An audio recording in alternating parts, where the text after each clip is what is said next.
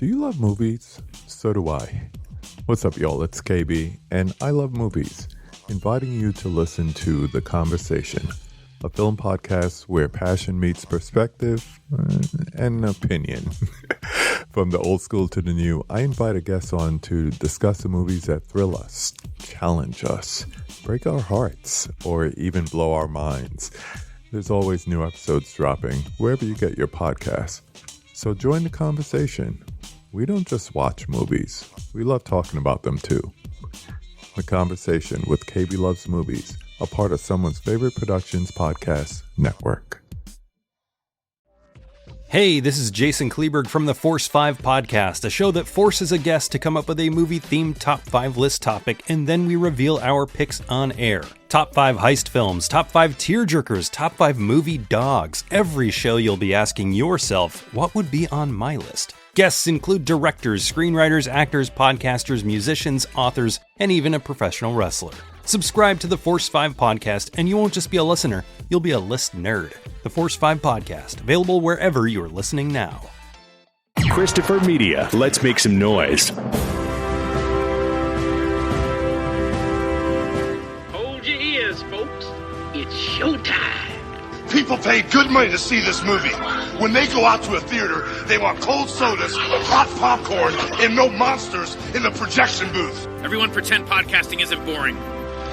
Turn it off. Turn it off.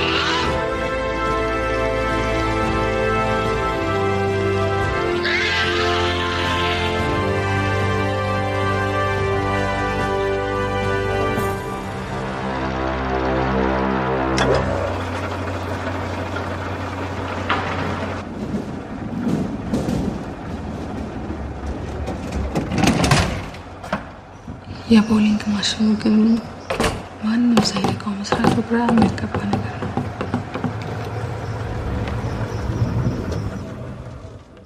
የሆነ ትልቅ የስበት ኃይል እኮ ወደሱ የተነጣጠረ ነገር ነው የሚመስለው።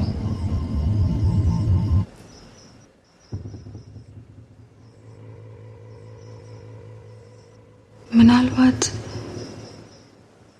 የሆነ ሰው መልእክት እየላከልን ቢሆንስ?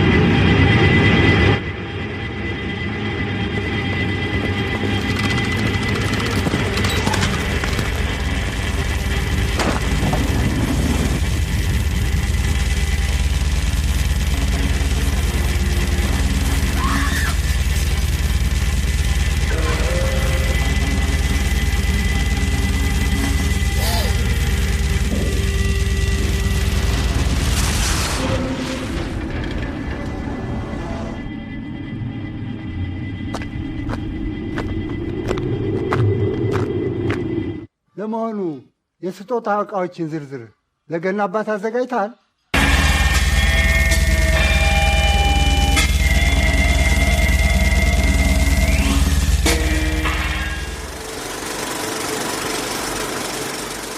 Welcome to the projection booth. I'm your host, Mike White. Joining me once again is Mr. Chris Stachiw. I prefer to go by Mr. Sophistication. Thank you very much.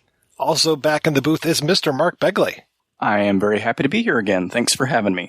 This week we are looking at Miguel Llanso's 2015 film Crumbs. It's the story of a post-apocalyptic future where items from the past are given special significance as our hero, Candy, played by Daniel Tadesse, goes on a quest, first to see the witch and then to see Santa Claus. And we're going to try to make sense of that statement as we go along. Maybe. I'm not sure if we can really spoil this film by talking about it, but we're darn well going to try to spoil it for you. So if you haven't seen Crumbs before, and the second film that we're going to be talking about, Jesus Shows You the Way to the Highway, definitely check those out. Come back after you've seen those. So I'm pretty sure this was a first-time watch for both of you guys. Please correct me if I'm wrong. No, you are absolutely correct. I wish I could correct you, but same here. I cannot. I don't even know a world where this would have come across in the films that I watch other than being on this podcast, to be perfectly fair. I had no idea what this film was, anything about it. I have been shamed in the past because I've covered films from, I think, just about every continent other than Antarctica and Africa. And so I had people that were saying, you should cover some African films. I'm like, all right, motherfuckers, what African movies are there out there other than Black Girl? That's like the only African film that I could say off the top of my head, because I had an African world film teacher and he showed us Black Girl. So I knew that film existed. Luckily, a listener came through and said, here's a whole list of stuff. I picked Crumbs off the list. And then next year, 2021, we're going to do a whole month just of African films. And Chris, because you are such a go for it type of person, you'll probably be with me on part of that journey. And what I find funny about that is that they picked a film from 2015 as one of the films of African cinema to watch, because like you've mentioned on my own podcast, shameless cross promotion, the Culture Cast, we have not covered a lot of African cinema either. And it's a little surprising to me, I don't know about y'all, that it's a film from 2015 made by a Spanish filmmaker, and this is coming up. It's pretty indicative to me of whoever made the list that this is important to them and it's worth us watching. To get a little bit ahead of myself, though I know you didn't ask me, I would agree with them. I have zero experience with African films, so I guess it's just going to be us three white dudes talking about African films. I mean, it's kind of a shame in a way, because I would say, Mark, I don't know about you, as Westerners, when it comes to films we're seeing that aren't part of our inherently American or Westernized culture, it's a lot of Japanese film, it's a lot of Asian cinema and European cinema, some Bollywood, and Mike, we talked about that earlier this year. We talked about Bollywood films, but African cinema is just, African and South American cinema are pretty much unknown expanses to me, completely. Yeah, I think it's something that you really need to actively pursue. It's not being, and that's, of course, on us as well for not pursuing it, but I can't even think of other titles that I know of African films, and I have not yet seen Black Girl, so I can't even speak to that. Does District 9 count? It is technically a South African filmmaker, Neil Blomkamp. Yeah, it is South African. No, I think you're right. I mean, it's wild Chappie, to think. But that movie's don't go watch Chappie for the love of God. Don't do it. Don't see Chappie. You can skip Elysium as well if you want to. It's an entire continent. How many? Like 50 some countries. Unique countries, different cultures, different languages. Who knows what type of film is over there ripe for the watching? I mean, I am a little familiar with Nigerian film just because there was a documentary about Nollywood films, and there's clips out there on the internet, and I've heard God Awful Movies talk about some different Nigerian films. Those are the ones where you see, like, it's almost that, like, Birdemic level of special effects where it's like, Pretty Liars 1 is where the "why are you running?" that whole internet meme, that's from Nigerian film, Nollywood films. Wow, I don't even know that meme. Yeah, so there's a meme on the internet. It's a clip completely taken out of context from Pretty Liars 1, but it's a man asking a woman who's running away from me. He keeps asking her, "Why are you running?" But he's asking in a very heavy Nigerian accent, and the internet took it upon themselves to use it in comedic ways. But I think a lot of people have had experience or exposure to Nigerian film without even knowing about it, which is sad in a way, because it being taken out of context probably doesn't do the movie, even if it's not very good, it doesn't do it any justice. Right. I think just even on Reddit today, there was a little clip of, Beware the Devil 666 or something. And I was like, okay, yeah, I'm familiar with this title. I'm familiar with some of these scenes, but I've never watched the entire movie. I mean, I did a screening of the African version of Purple Rain a few months ago when I was doing a watch party, and people, including me, really enjoyed it. It was really interesting to watch and to see it and how it kind of followed some of the same story beats of Purple Rain, but then had its whole own thing going on. And definitely when it came to the music, it was so completely different, but it was fascinating. It was very entertaining. So it's just wild that there is this whole world of film that we are so unfamiliar with that we just get these little glimpses of stuff. I mean, and yeah, I will admit, like, this is a major blind spot for me. Brazilian film was a major blind spot for me. And really, we watched, 5 films, 6 films, Chris? So it's like, we're no experts by any stretch of the imagination, but at least, like, we put a toe into Brazilian cinema this year. Farther along than I was at the beginning of the year, for sure. I didn't think in 2020 I would be adding Brazilian cinema to my list of things that I've watched a significant amount of, at least for the amount that I had watched before. But yeah, to your point, it's such a blind spot. And like you said, Mark, you have to try. You have to put in the effort to go out of your way to find these films, because also on top of everything else, some of these films aren't exactly easy to find. Going kind of back to, being presented with this on your list, Mike, and mistaking it for something else. And Chris, you also brought up, like, I don't know when this would have come across my view anyway. I think that because of his second movie, I may have found out about this on Twitter. If I hadn't already been looking forward to doing this episode with the release of Jesus Shows You the Way to the Highway, because it's on that disc. And, following Arrow and people that are involved with Arrow or who just collect Arrow and buy their stuff, I just kept seeing that. And I'm like, oh, this is the dude from Crumbs. So, that may have led me to Crumbs, but otherwise this would have passed me by completely. Yeah, I definitely think that many more people have heard of Jesus Shows You the Way to the Highway. Hopefully people have seen it, because, spoiler alert, I loved it. And Crumbs is interesting to me because you can see the beginning of where he went to Jesus Shows You the Way. But this one, Crumbs, is much, I don't want to say it's less ambitious, because it's still a very ambitious film. It's just not as batshit crazy as Jesus Shows You the Way. I would agree Jesus Shows You the Way to the Highway is a much more ambitious film, but I think Crumbs, which is barely a full-length feature, it is 1 hour and 8 minutes long, I think it has a stronger and much more important message than Jesus Shows You the Way to the Highway does, because for me, Jesus Shows You the Way to the Highway, like you said, Mike, very ambitious, but at the same time, very muddle-headed, for me at least. I found Crumbs to be a much more streamlined, direct message and a story being told, and Jesus Shows You the Way to the Highway has a lot of stuff going on, and we'll get to it, I'm sure, that is just completely fucking insane. Like, that's the only way to describe it. If you came into a room, someone watching a scene from Jesus Shows You the Way to the Highway, you would have no fucking idea what they're watching. Rightfully so, because there's stuff that happens in that movie that even I'm still kind of trying to unpack and decipher maybe what Miguel Llanso was going for. The more you watch both of these films, the more you get out of it.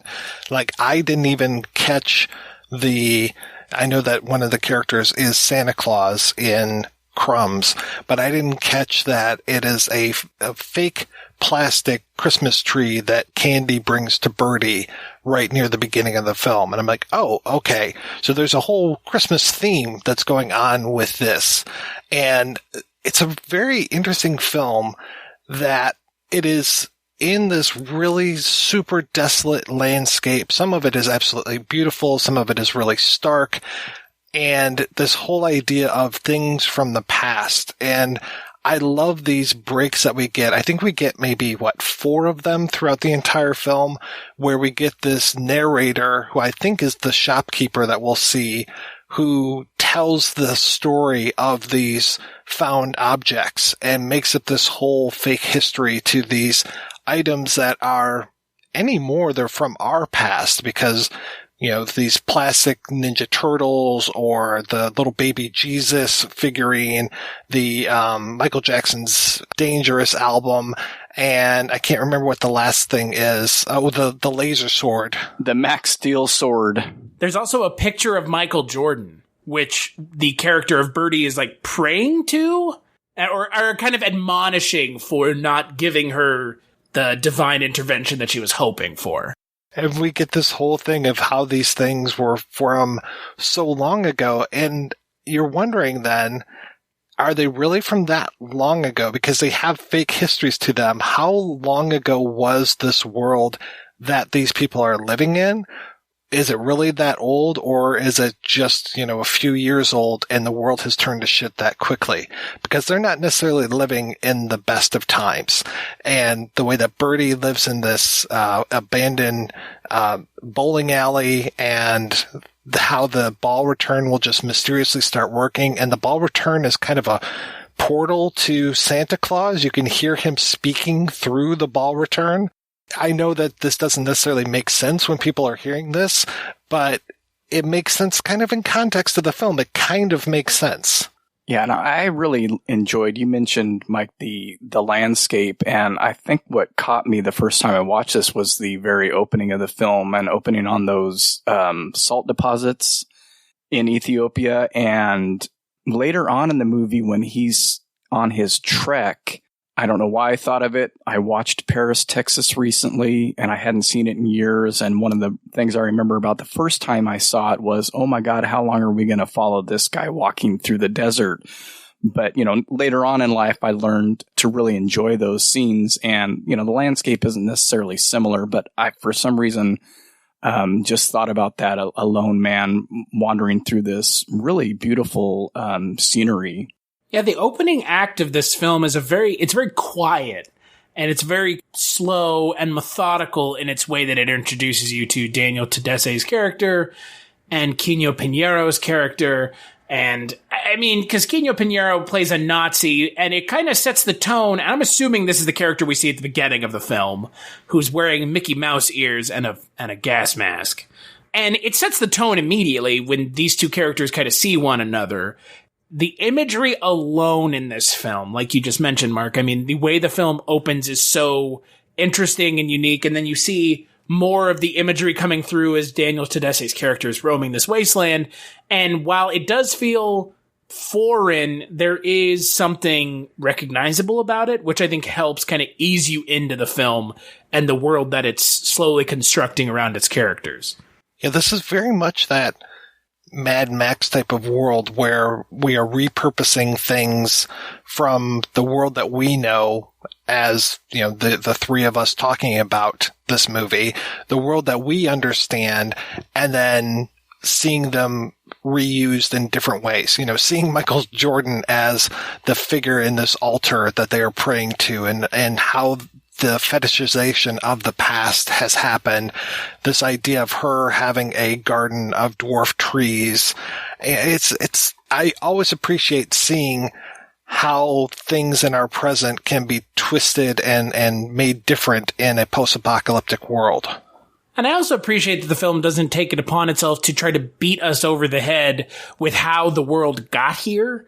It just kind of says the world is what it is now. This is the world that these characters inhabit, and now you're going to see how they live in this world. It doesn't spend 10, 15 minutes, which would have been overkill in a film that's barely an hour long, trying to explain how things are the way they are and why things are the way they are. It just kind of goes. And like you mentioned with Mingitsu Burhanu, who plays the shop owner, I feel like his character is kind of where we get some exposition. Because, like you said, he's inventing these stories, or he's relaying these stories to the people that have these objects. And it just works. And it's really refreshing to see a film not beat you over the head with, and here's why this is, and here's why this is. It's like, nope, you don't have to treat us like idiots. Just go for it. This is not the Book of Eli. Right. I don't need to hear every reason why Teenage Mutant Ninja Turtle toys and plastic swords are being treated as gold. I really like that. Like you mentioned, Mike, how we don't know how long this has been going on. They talk about, I think, the 3rd century, and it's like, well, when was that? And, in the interview that you have with the director, he mentions his use of objects, these artifacts, and how, they serve a purpose. Like a car serves a purpose to get you from point A to point B, but what kind of car you have says a lot about you generally, and symbolizes all these other things, and how And these are more mundane objects, but taking that, we all recognize the Teenage Mutant Ninja Turtle. Some of the masks that are worn just made me think of like Power Rangers. The Max Steel sword, is a toy from, I don't know, I think the 90s or something. And, so it's like, well, is this, really far past? Is this just recent past? And then you don't know what a lot of stuff is that's going on. You don't understand what the spaceship is in the sky. You don't understand the idea of the bowling alley portal, and that can be frustrating if you never find out, but it's not really the point of the movie. So I just kind of went along and really enjoyed not being explained to, which I guess is a roundabout way of saying that, and you guys have both already said it, but I appreciated that. I could kind of see how maybe it would be frustrating, though. What is going on? Who are these people? What's the time frame? But for me, none of that really mattered in Crumbs. Well, and it also gives your brain a chance to make connections. You mentioned the spaceship, and then towards the end, when he goes to see Santa Claus, he takes off his shirt and he's got the Superman symbol on there, and he's like, I'm not a human, I'm an alien. And it's like, oh, okay, well, maybe he's from the spaceship. This whole idea of, that's right, Superman isn't of our Earth, he is an actual alien, and if he's identifying with Superman, okay. So it's like, it gives you time to just connect these dots and make, observations and think, well, maybe this is this and maybe this is that. But I'm not setting any of those. You could tell me, no, you're full of shit. And I'd be like, okay, yeah, I believe it. Well, another film that this reminded me of, and it's more in the tones of the film or the themes, I guess it more reminds me of it in the themes of the film. And it's a terrible example, but it is African cinema. The Gods Must Be Crazy. Because you have an object in that film, the Coke bottle, that falls from the sky, and you have the character who is trying to assign meaning and importance to, like we've already talked about, what is ostensibly an everyday object in a Coke bottle, or in this film, Teenage Mutant Ninja Turtle toy, plastic sword you could probably go get from the Dollar Tree. And it is interesting to see how other cultures in The Gods Must Be Crazy, it is an African tribesman. In this film, it's post-apocalyptic future. To see people assigning meaning and values to objects that we know don't have any of those, really don't have any of those meanings. But once you assign a meaning to something, you can't undo that. Once you assign a good or interesting story to an object, forever it'll be associated with that, and you can't, it's harder to undo it than it is to just leave it alone. Well, and that's sort of where the shopkeeper comes in, assigning the value to these items, a completely arbitrary value. And I don't know, I don't recognize the money system that they're using, and I don't know if it's even really Ethiopian money that they're discussing, but his counteroffer is always like about 100,000 times less than what they're asking for. So, they want 65,000 of whatever that unit of money is, and he's saying, well, I'll give you 300. But, and if I'm not mistaken, and I guess maybe I shouldn't spoil it this far ahead, but concerning the spaceship, he seems like he's the one that gets the seat for it at the end of the movie. I don't know if we want to say that right now, but, or if I'm mistaken in assuming that. I don't think that assumption's wrong.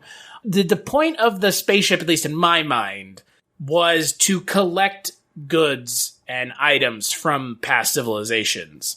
That's what it seemed like. I mean, the spaceship has like a hand on it. Miguel Llanso, in his interview with you, didn't ascribe meaning to it, which I appreciate given that there are other filmmakers who do surrealism and similar, approaching similar topics like David Lynch, who have gone on record and said, I don't want to ascribe meaning to this. It's better if I don't, so that you can't be wrong, and it allows the ability for the viewer to come to their own conclusions and not feel like they're wrong. And I appreciate that about him and the way he tells the story in this film. Chris, I really think that your Gods Must Be Crazy nod is there, because people are giving candy things a lot of times, and for whatever reason, they always seem to end up at the shopkeepers. But one of the few things that is given to candy that doesn't end up at the shopkeepers is a bottle of Coca-Cola. And we really spend a long time watching Daniel drinking that bottle of Coca-Cola. It can't be coincidental. And if it is, Miguel Llanso is just operating on a same wavelength, the cosmic wavelength. Coca-Cola. Recognizable, everybody knows what it looks like, for the most part. Unless you're an African tribesman, apparently. And then we'll make a whole movie about it. They keep talking about Mologan, and I was just like, is that supposed to be like Mongolian? Is it like a bastardization of Mongolian? Not that Mongolia is anywhere near Ethiopia, but they keep talking about these Mologan warriors. And at one point, Candy even meets one. He follows this train track, and there's all these dinosaurs that are lined up on it, and the baby Jesus, and he runs across this guy who's like, I'm a warrior, I'm a Mologan warrior, and I think he ends up giving Candy the baby Jesus figurine, and I keep ascribing the value of baby Jesus to it. It could be something completely else, but just to have this little baby there. I'm pretty sure it's a nativity scene Jesus, because it's on a bed of hay. If it had, that's what I saw. If it had been like a little, for a dollhouse or something, it probably would have had a crib or a pillow or something. It looked like it was supposed to be hay to me. Which kind of ties into Candy and Birdie, and I think they're about to have a baby. So it's almost like this Mary and Joseph type situation with the baby that they're about to have, because it feels like, and I didn't realize how much Birdie was in it until I watched this film the second time. I thought she was just kind of like a side character, but she's in the movie quite a bit. Caught this kind of on the second time as well. Her dreams, or I guess they're dreams, and it seemed almost like they were ecstatic dreams or even sexual dreams. And I was wondering, am I supposed to think that she's being impregnated this way? That would kind of make sense. With the baby Jesus. And I thought, well, I guess we can all, say we take things a little too far, but it just seemed weird. Not that they weren't having a physical relationship, or that you shouldn't assume that they weren't, but it just seemed like her dreams were very erotic in nature. Even though she wasn't saying anything in that vein, she was experiencing some kind of feeling, and it could either be erotic or kind of either that or almost painful in a way. It just seemed like they really affected her. When I did notice that she was saying the names of a lot of men in her dreams, like Justin Bieber the 4th, Stephen Hawking the 3rd, Paul McCartney the 9th, and saying, we'll meet in the spaceship. So I'm like, okay, I didn't necessarily hear, Britney Spears the 14th or anything. It seemed like it was all men that she was dreaming about. I'm still not sure why Candy had to go to Santa Claus, but I did appreciate that Santa Claus, it feels like he's a fraud. When he finally gets there, it feels like Santa is just saying the lines, and he really doesn't have the power that Candy ascribed to him. Well, I love how he said right when he got there, you need to write it down and send it in the mail. That's how this works. I didn't understand the importance of Santa Claus as a character being introduced into this film, right? Because Miguel Llanso is very metered in the things that he's doing in this film compared to Jesus Shows You the Way. And everything seems very specific and like he's doing it for a specific reason. And I can't seem to suss out what Santa Claus meant. I kind of picked up on what some of the other things meant, but the fact that you've introduced Santa Claus is a kind of so important to the telling of this story, because that's the entire journey that Daniel Tadesse's character goes on. Did y'all pick up on what it was? I could not for the life of me figure out what they were trying to say with the Santa Claus character, unless it's giving people unnecessary gifts that they end up getting value ascribed to them that maybe isn't the value.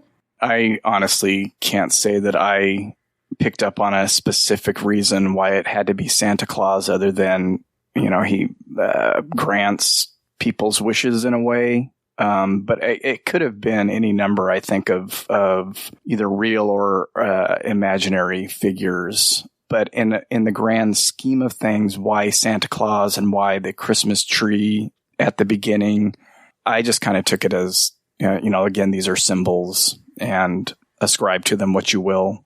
He reminded me of the wizard from The Wizard of Oz. And that's what it felt like, having the witch, because that's another figure that Candy goes to see, is the witch, and the witch sends him on his way. Like, I thought she was going to be the end game to make it to the witch, but she's actually just like a halfway point. And then he ends up going to Santa Claus. And then when we find out that Santa can't do anything for him, really, it felt like the way that we find out the wizard doesn't have any powers. You know, Oz never did give nothing to the Tin Man that he didn't already have. I was very happy to see the appearance of one of the Indian versions of Superman. That was very nice. I've seen that film before, so it was very nice to see those. And then that interesting thing that is being shown on a film, and that it feels like the projectionist recognizes Candy. Though, did the projectionist have eyes? I don't think so. Yeah, Don't think he did. Because he said, give me your hand, and he recognized him from his hand, and that was kind of touching to me. And I felt like I don't think that they pushed the idea as far maybe as they could have, with wondering whether Candy was maybe suffering a delusion, because I didn't really pick up on it until this second viewing, and thinking, okay, he keeps talking about how he's an alien and getting back to his planet. And of course that goes along with the whole Superman thing, as you mentioned, Mike. But, then this guy touches him and says, oh yeah, I remember you, and you came here all the time and watched this movie. And you're like, oh, well, okay. Did he have a traumatic childhood, or what? Since there was a spaceship floating high above their land, didn't really think that it was odd that he thought he was alien, but this kind of made it think like, no, you're a human man, you were a human boy, and you used to come and watch Indian Superman all the time when you were a kid, because I think his dad would take him there and leave him there. And so it kind of, I don't know, I guess I maybe just missed it the first time I watched it and caught it this time, but it kind of gave another little hint of sadness to the film for me, in what seems like a really sad film overall now, this second time I watched it. Well, there's never any explanation given as to why.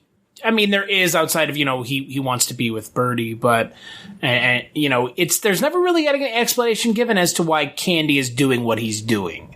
And like you've mentioned, Mark, I mean, this idea that he doesn't belong in this society and he's an alien. Like you said, the first time I watched it, I was in the same boat as you. I was like, well, there's an alien spaceship, of course. But to your point, there is this kind of unreliable, not narrator, but unreliable character aspect of the film. Because my second viewing, I came away thinking, no, he's just a delusional character who is trying to explain why he is the way that he is, as opposed to just kind of accepting things are the way they are. He's like, oh, I'm an alien. I'm not from here. That'll explain why I look the way that I do, I act the way that I am, and I am who I am. And it's like, while that's fine, if that's not reality, that's not reality. But I guess if you construct your own reality, it can be. We've gone a half an hour without even saying that Daniel Tadesse does not look like a lot of people look. His body is kind of twisted up, and you can see like a long scar on one of his arms where maybe he had surgery or something before. And he looks like it would be painful for him to do a lot of movements. He's not a normal, let's say a regular height. I hate using normal as a term. He's definitely a shorter stature person. So yeah, he does not fit into the mold. And I think that's one reason too why he makes such a compelling hero, is because he is fighting everything. Like, this whole world could be his enemy, even if it was just our day-to-day world, much less this post-apocalyptic landscape where he is on this quest. And for me, my idea of the quest that he's on is maybe to get that seat on the spaceship because he doesn't feel like he's part of this world, because he thinks he's an alien. But I don't know. And I keep thinking it has to have something to do with Birdie, because it feels like he would live and die for Birdie. We don't really get the idea of her thoughts about who he is, other than that she loves him. But then that makes me think, well, what is the deal with the portal? Because she's obviously hearing Santa Claus sing and talk through that and speaking to him through that. So this isn't necessarily a part of maybe Candy's delusions. These odd things do happen, and there is a spaceship, according to the logic of the film. There is a spaceship with a hand, like mannequin hand, on top of it, floating in the sky miles above. So I guess that's why I kind of took it not as hard and true either way. Maybe the first time I watched it, that okay, this guy's suffering delusions, or this guy is an alien. There's a little more ambiguity there. But I don't think that ambiguity hurts my ability to enjoy the film. Oh, no, not at all. I don't mind ambiguity. In film. Well, here's the thing. I don't mind ambiguity in film to a point. And this film doesn't run in circles of films that use ambiguity as kind of a crutch. This film uses ambiguity as just kind of this is the way it is. And I like that. I mean, I honestly don't know what happens at the end of this film. I have kind of my druthers as to what I think happens, but I mean, the way the film ends and the last kind of 10, 15 minutes of the film, I've watched it several times now, and I'm still not sure I'm any closer now than I was before as to figuring out kind of where the film and the characters ultimately end up. And if you're, a fan of David Lynch, that's okay. Ambiguity's okay. leaving a film not knowing what the hell just happened can be okay if it's not even if it's done on purpose, but if it really doesn't matter, I guess, and you can then say this wasn't just a fault of writing. This was, these things are open. We don't need to know this. We don't need to know how Ninja Turtle toys got here or why they're ascribed value. It just is. That's the world that they live in. Which is funny because the world that we live in right now, some of these toys could potentially have value. It's that weird thing of like collectors and, is there still the little hole that you use to hang the Star Wars figure on the rack, is that has that been perforated all the way through? Is it a virgin? Is it not? That will make it even a higher value if it isn't. I think I know some people that would pay good money for that bootleg Ninja Turtles. So, especially the way that its hands are up and it's on the chain, it looks pretty boss. But yeah, and at least, like you said before, Chris, this is 68 minutes. So it's not like this movie is overstaying its welcome. It's not like we're sitting here for 3 hours going, what the hell is going on in this movie? I can handle 68 minutes with some ambiguity as long as it has some compelling characters, some interesting things going on, and it is making me question stuff and not just bash my head against the wall. Yeah, I mean, there's a story. There's things going on. He has a task. He has an arc. There's a definite goal, and whether they achieve it or not, or whether that kind of thing, that kind of ambiguity doesn't bother me. Whether we never find out, did they make it? Are they going to have their baby? Is it the star baby? Is it, all this stuff? It doesn't really matter. The film ends and you can just go along with whatever you got from it. And I mean, it does help that it's not 3 hours as well, but. A lot of film sins can be really exacerbated by a 3-hour runtime. By a 3 hour. I'm not saying anything that I don't think the two of us aren't, or the three of us aren't thinking. When you keep a story as kind of short and succinct as Crumbs is, a lot of sins can be forgiven because your story is straight to the point. I mean, if this film had been 3 hours long, even in something like Jesus Shows You the Way to the Highway, which is another 30 plus minutes on top of this film, that's when my patience starts to kind of switch a little bit and I become less forgiving. And with this film, even if the ending is hyper ambiguous, like you said, Mark, and we don't know if their kind of story does have a definitive ending, I forgive a lot more when the film gets straight to the point and doesn't spend a lot of time spinning its wheels. And I really appreciate Miguel Llanso's way of just getting directly to the point. And he does it in Jesus Shows You the Way to the Highway as well. I think this film is a better example of it, though. Yeah, and it's a love story, and they're together at the end, so that's the end. That's the end of the story, as far as me watching it goes. See, I didn't interpret the ending as they were together. I pictured them as together, even though she does ask if it's a dream that he's back with her. I thought he died. Oh, wow. Why'd you think he died? I mean, like, I just saw his character standing there at the end and because she says that Santa Claus is a murderer. And I just kind of assumed that he died. I don't know. I mean, again, the way that final act is told with Birdie's character kind of seeing him sitting there, it's very, like you just said, Mike, it's very dream-esque. It's very dreamy. It's very unspecific in how they're showing his character just appearing to her. And that kind of sowed within me some kind of questions as to whether or not this is real, what's taking place, can we actually trust what's taking place on screen? And again, I'm not looking for ambiguity. It just seemed like they gave ambiguity kind of outright. Now I have to change my whole thought and say if that's the end of the movie, then I did not like it. Yeah, I don't know. I mean, Santa does smack him across the face with a bicycle, but I just didn't take it that he was killed by that. So I don't know. I like that we aren't sitting here going, yes, for sure it's this or that. I am right there with you in that regards. Like that's the success of the film in my mind, is it does have a little level of ambiguity without, like you said, Mark, just being like, oh, I'm just lazy and I didn't write it that well. Yeah, I hadn't even considered that it didn't even enter my mind. And when you said that, I was like, what are you talking about? So, oops, sorry. But that's great, because now on the third time, I can watch it and look for any hints that maybe explain it one way or the other. Because I will be watching it again at some point. So, and it does benefit, because I think we've all talked about this already. It does benefit from rewatching. Yeah, I mean, I watched it, I think, right when Mike sent it originally, almost a year ago now, and I just watched it to watch it. I didn't watch it to pay attention and pick things out of it since, months away from the episode. So let's go ahead and take a break, and we're going to play an interview with director Miguel Llanso, and we'll be back with that right after these brief messages.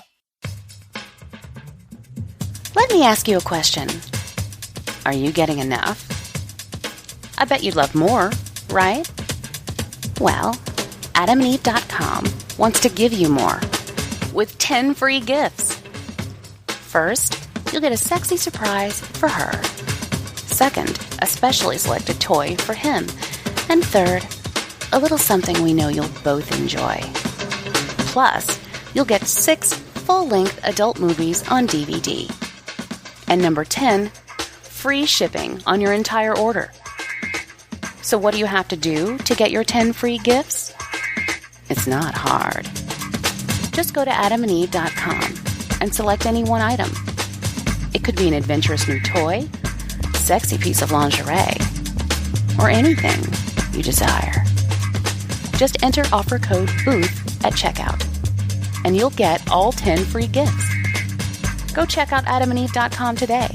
Select one item and get 10 free gifts, including free shipping when you enter offer code BOOTH. That's BOOTH at AdamandEve.com. From page to screen.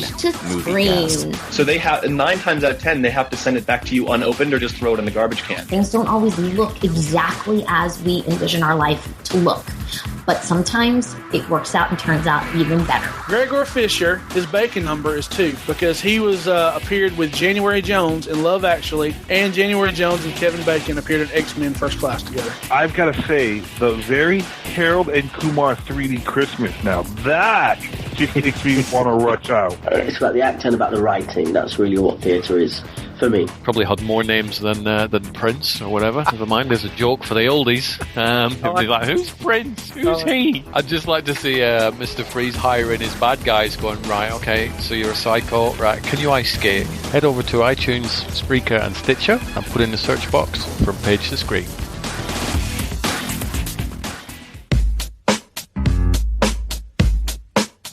It's not easy having a good time. And it's not cheap either.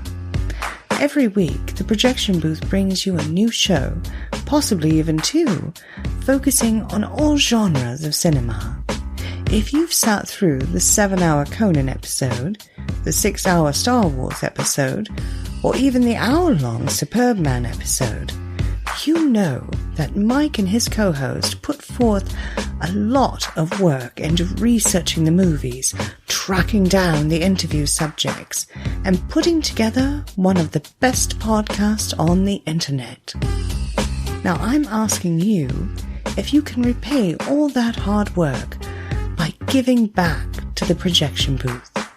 The show has a Patreon fundraiser at Patreon. That's patreon.com/projection booth. You can donate as little as $1 a month. That's $12 a year. At least 50 great shows and 2 terrible ones. That's the price of 2 matinee tickets. Now, isn't the projection booth worth it? Once again, that's patreon.com/projection booth. Donate today. It's the right thing to do.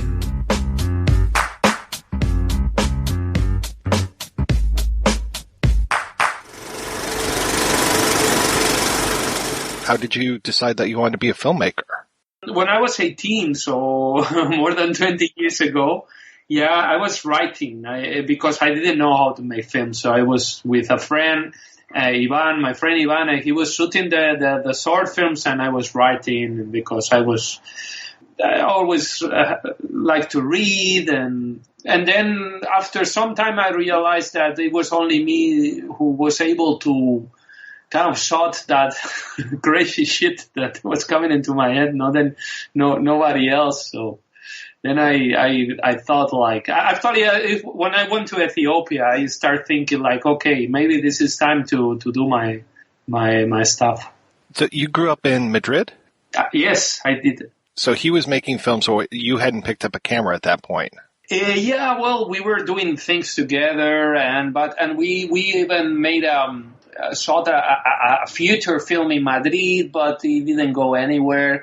And I don't know, then when I moved to Ethiopia, I was doing the same stuff, but maybe I grabbed a little bit more attention internationally because it was Ethiopia, and also gave me another perspective, no? But when I was doing things in Madrid, we were very underground.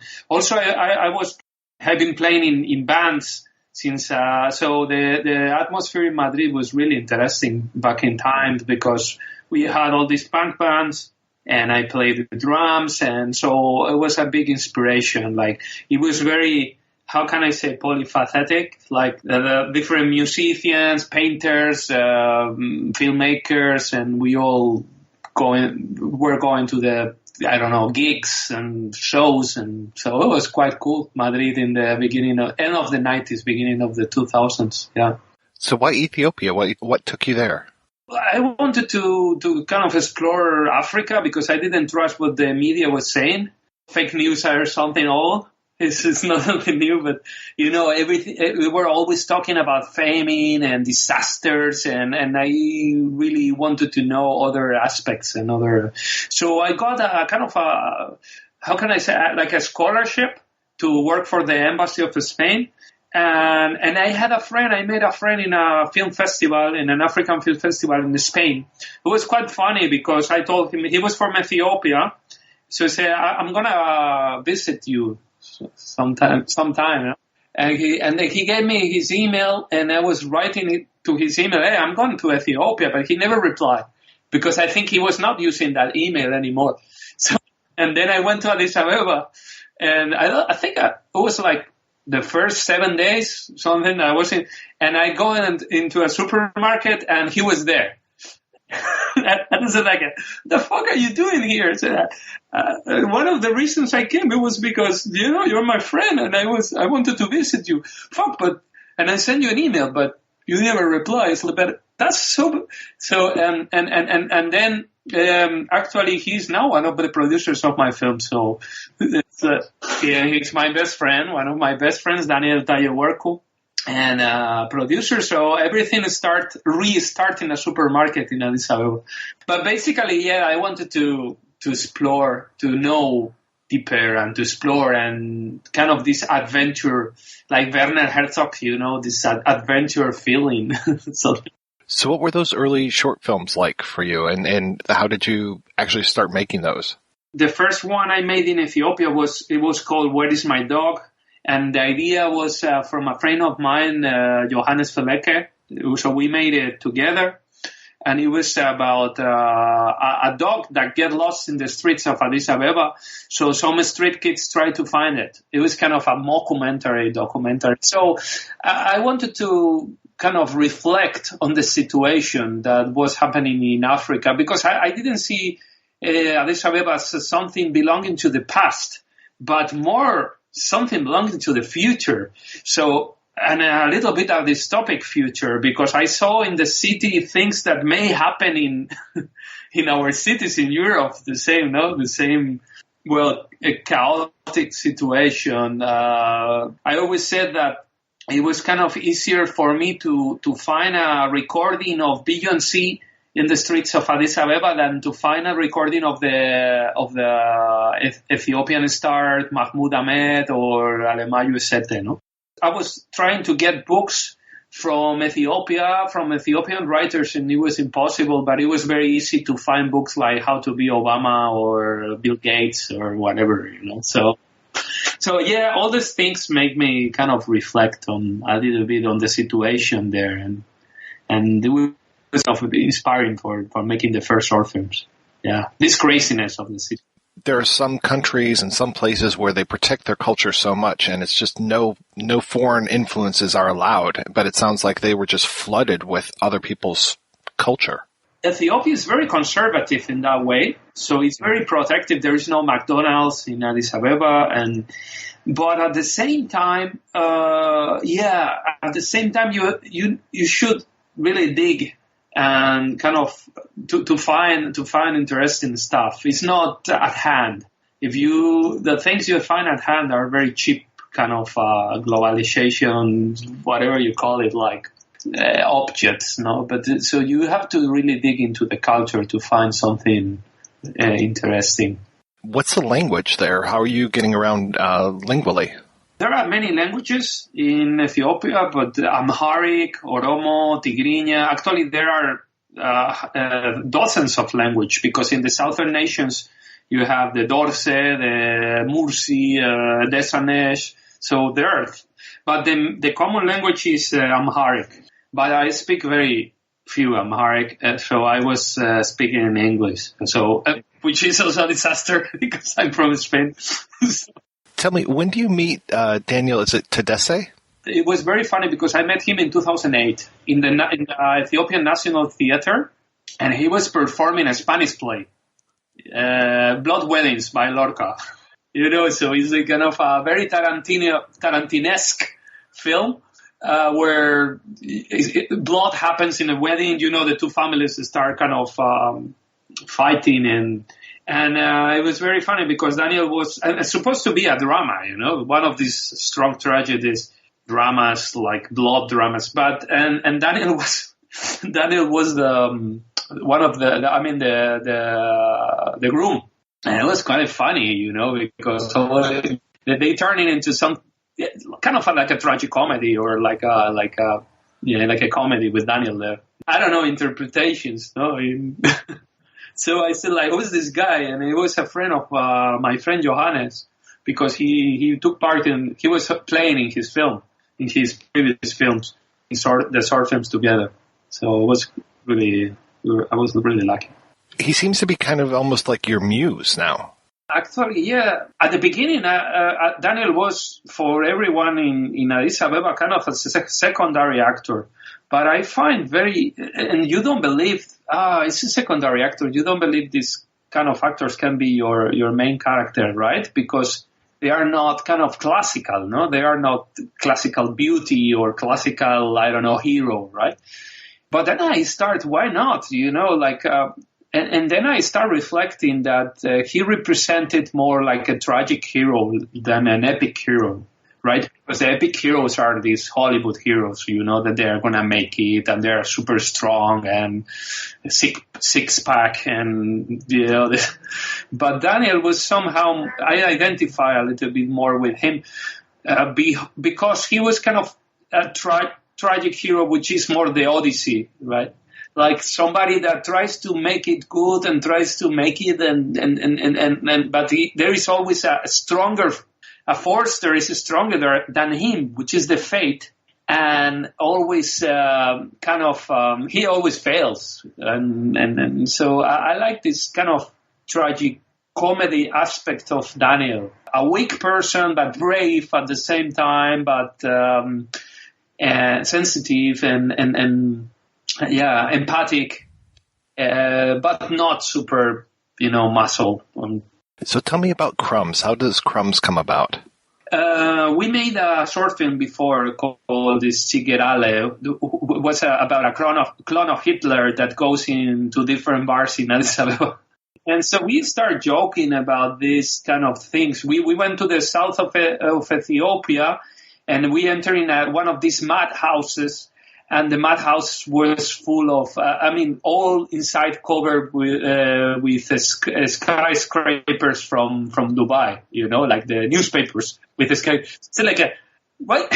Like, what on earth? Like, why do you have all these skyscrapers here? No, because the guy said, I like it very big. So the guy was living in a madhouse, but he was dreaming of living in one of these Dubai buildings, right? So I start seeing the contrast between the objects and the people, the remeaning, recycling, all this. And we start joke a lot with my friend Israel. We start joking a lot about the meaning of the objects in Addis Ababa, and then we start creating Crumbs. I don't know, one thing took to the other, but in the case of Hitler, it was like the basic reflection was, if Hitler exists and comes to Addis Ababa, he's not going to be very successful. I mean, it was like you know what I mean. I don't want to make dark jokes because it can be sensitive, and because I know really that Hitler is evil, but the evil was possible because of an industrial society, right? The killing machine, the machine based on a scientific work, a killing machinery. So we imagined the same killing machinery in Addis Ababa, and nothing was going to work, And yeah, it's a dark joke, but at the same time, And then we start kind of thinking about this contrast. It's interesting that you brought up the culture stuff, because that plays such an important part in Crumbs, those artifacts that they find and the history of the artifacts and just the kind of made up history of like the Ninja Turtle. When I went to these trips to the south of Ethiopia, I found that the people were kind of lost with the meaning of these new objects, no? Like, why you live in a madhouse but you dream with big buildings and all this stuff. And so I tried to make Crumbs as, a post-apocalyptic a new meaning to your life. You have to give a meaning to your life. You have to give a meaning to the objects because you don't know what they were created for. And so I kind of start discovering the symbolism of the objects. The objects are not only something you use, but something that has also a symbolic meaning. For instance, to make it super easy, we use a Ferrari to go to, to a city, but we don't have a Ferrari because it takes you to the city, right? The Ferrari has a symbolic meaning. It has a status. It has the same with the toys. I don't know. I remember this, for instance, what were the Ken and Barbie are not just toys, right? They represent a way that the women should be, a way of relation, the idea of happiness. So then I start reflecting about these objects, and what happened in an apocalypse when the meaning of the objects is lost, because we don't know what a Ninja Turtle is anymore, and we have to create it. And I think there is a certain freedom in subverting and creating the meaning, that the meaning of a poster of Michael Jordan, the meaning of a poster vinyl of Michael Jackson. I don't know. There is a certain, how can I say, happiness in creating and subverting the symbol. So how is it shooting your first feature film and then also shooting your first feature film in Africa? It was quite easy because I was living there, and also the director of photography, Israel, was living there, and he's my we know each other for a long, long time. And we were traveling a lot and collecting places for our future film. We traveled for like 4 years, and we were collecting abandoned places. Yeah, that place looks like fantastic. Like, for instance, if you remember, there is train tracks. And that train tracks, we think we discovered in 2010. And we thought they were from the 70s, but actually they were put by the European Union there like in 2006 or something. Yes, 4 years before we went. And we didn't know what was going, we didn't know what kind of film we were going to make, but we knew that we were going to make a film there. So, and then we took a van, and we were like 4 or 5 people, like crew. And then we start traveling and shooting the film with a super low budget, like living adventures, and sometimes using locations that we didn't know in advance. And we were stopping there, and I remember one of the locations was this kind of amusement park that it's an abandoned place we found in a wash when we were driving by, and said like, "What? Wait a second, what? Do you see this thing in the far? I said, yeah, and let's go to see what. And we find a whole lodge, abandoned lodge. This is amazing, right? And then we start shooting there, and some shifters come to claim that they were the owners of the place with AK-47, with guns. Yeah. And then so but this place abandoned. No, it's not abandoned. It's ours. And we have to really, it was kind of dangerous, because we have to deal with them. So they want to, to get, I think 2,000 euros, something to $2,000. And so but I have 20 in my pocket. So you take it or leave it, Finally, they took the 20 euros. They came from 2,000 to 20. I usually ask filmmakers what were some of the most challenging things that they came across, but I can't think of anything worse than 2 guys with AK-47s. Well, there was even something worse in Crumbs. That is like Israel, the director of photography, he fell into quicksands. In the middle of nowhere there in Wenchi, he fell into quicksands. And it was kind of, and then what happened is that we start to have a laugh attack. I mean, it was so ridiculous. How gonna explain the parents? No, he didn't die of malaria. No, but no, he fell into the quicksands. So it was, and it was ridiculous because he had the mat until the knees, and he was slowly sinking. And it was kind of, get out, It's just no, but I cannot really. I'm trapped.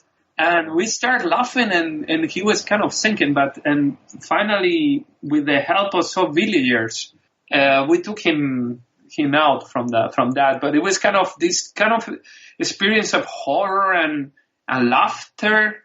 Like you don't know whether to, and super big effort that we are pulling, and we really cannot take him out from there. And we laugh. We start laughing even more.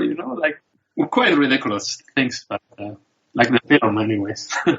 I know you said that you were looking for locations and collecting locations for years, but how long did it actually take from when you started shooting to when you were done editing for Crumbs to come together? Well, it was quite fast. I think we were shooting in June and July, and I think in December we had the final cut. Yeah, it was quite fast, and then we took some time for visual effects. We have a very tiny budget, and we try to do everything by ourselves, which was good because we learned a lot. So I guess, we premiered it in Rotterdam that year. That was in January. So we were shooting in June, and we were premiering in January. So now thinking in back in 2000, what we should do back in 2015, I think that maybe some more time will be a little bit better, and the film could be maybe even a little bit more powerful, no? But the film has played festivals in I don't know how many countries. It's just been it's shown so many different places. What was the reaction to it, and did you get different reactions in different countries? The reactions were quite similar. I think because it's a film that tackled globalization, and it has this kind of post-apocalyptic objects that everybody knows. So the questions were quite similar. And I remember it was 2015. I didn't have any job. My girlfriend left me back in time as well. So I was it was very tough times. It was the crisis in Spain, the end, kind of the first, the crisis that started in 2008, 2009. It was difficult. So I said like, okay, I don't have anything and I'm going to travel. So I made 50 trips to except Asia that I didn't go. I went everywhere. I went several times to the United States, Brazil, South Africa. It was fascinating because I had the opportunity to meet so many filmmakers and so many people that it was quite great times. It was great times. And I watched a lot of incredible films as well during the back in time. And I don't know. That's a good thing. So even if we didn't make like tons of money, at least I was talking with Sergio, the producer, the other day. He said like, yeah, but man, put in money all the trips we did, right? I mean, and the good thing is that the festivals normally they pay the ticket and the hotel. So I was living from one festival to the other. The great life. And when I was going home, I didn't have a penny. But anyway. How soon after Crumbs do you start to put together Jesus Shows You the Way to the Highway? When I finished Crumbs and I start traveling, I was kind of taking my notebooks and writing ideas, but it came very, very slowly. I moved to Estonia because in one of the trips I met my new girlfriend and I moved with her. And Jesus Shows You the Way to the Highway came with a lot of steps because we didn't have a penny again. And so we wanted to shoot first a trailer, and with the trailer we made a crowdfunding, and then with the crowdfunding we applied for funding. So instead of getting all the money and shoot the film, we shot the films in different kind of steps. So I think it was 2017 or 16. I was very bored in Spain. I didn't have a job as I was telling. I was living from a few, I don't know, coins that Crumbs was sending me. And then with my brother and Israel and Agustin, I said, like, let's start doing something. And we start doing the stop motion parts, like by ourselves. And in order to make a trailer. Then Sergio, the producer, came again and said, like, why don't we go to Ethiopia and we combine the stop motion with some Ethiopian good footage, and then in order to make that trailer. And then with that, we made the crowdfunding. So it took like 3 years or 3 or 4 years, yeah. How did you do the stop motion? It looks so interesting. I love the way that it looks. Picture frame by frame. Typically, I animate Guillermo, my brother, and Agustin. They were moving frame by frame.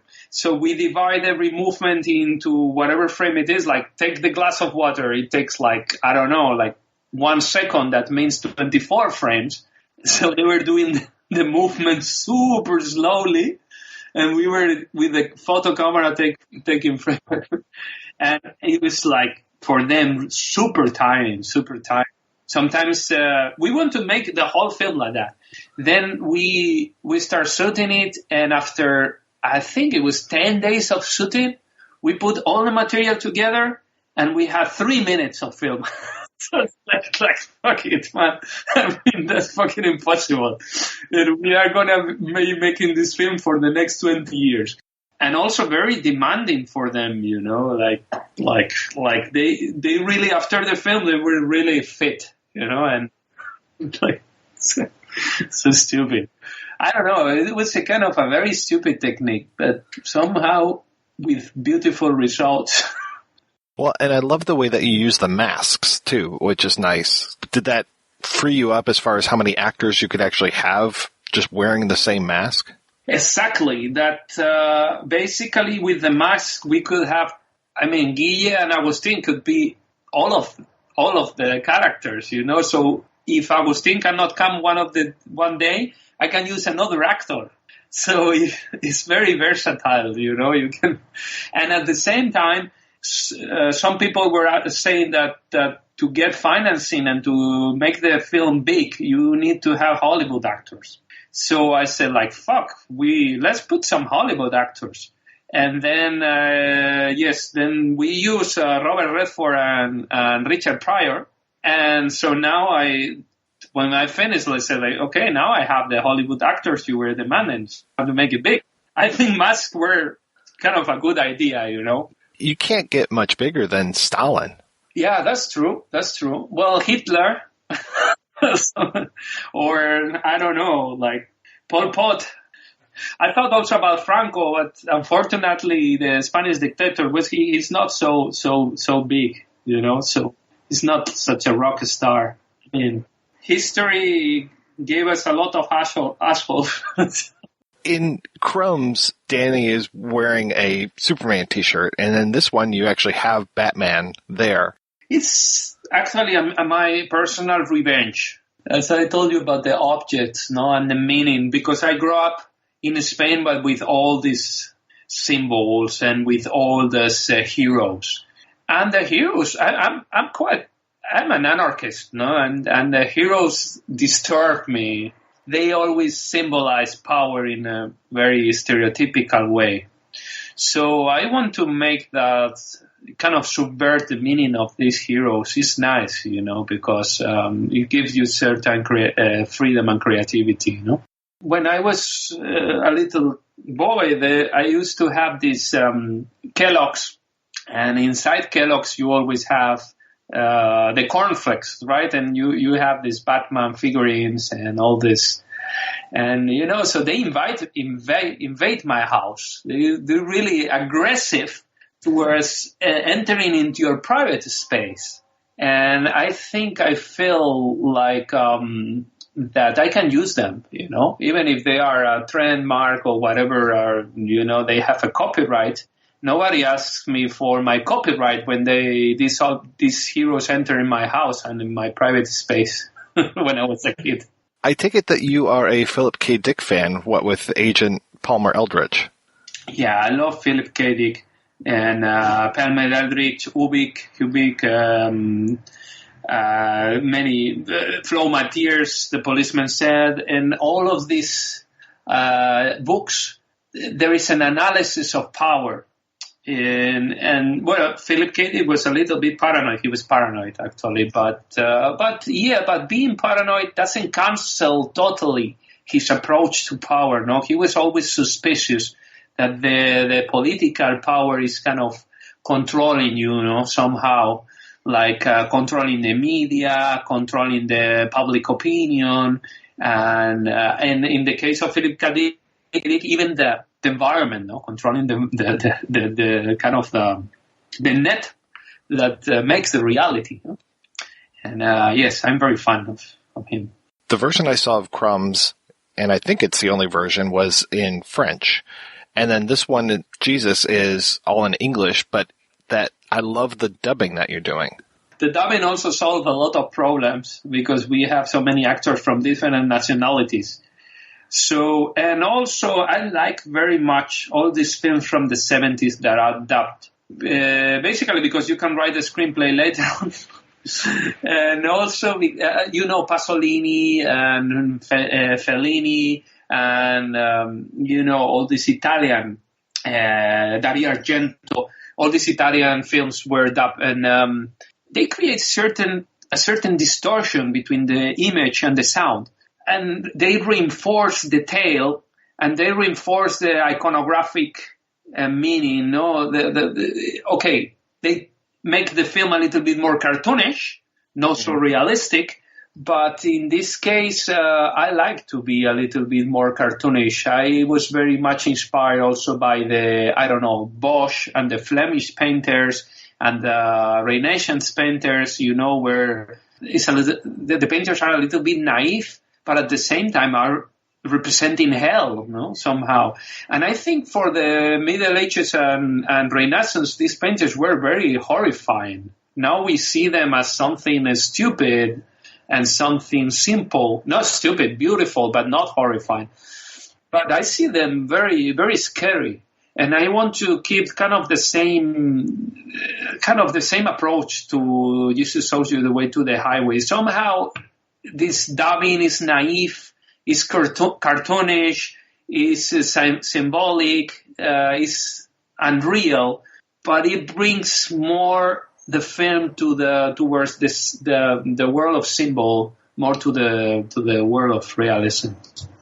The whole movie is just so rife with symbols. I mean, literal physical symbols of people's faces. We talked about Batman. I mean, I love the video game sections that you have. Even the title, sitting the background behind you of like the 8-bit animation type style. It's wonderful.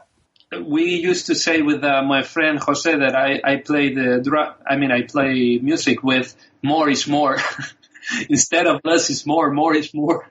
I like this horror vacui of, Bosch, as I mentioned, I need thousands of millions of details, of ideas. So I go always with my notebooks and I collect thousands of ideas, and then I try to find the connection between them. And sometimes there is no connection, but but I like this exuberance of the small details. Who are some of your favorite filmmakers, or what do you see as some of your influences?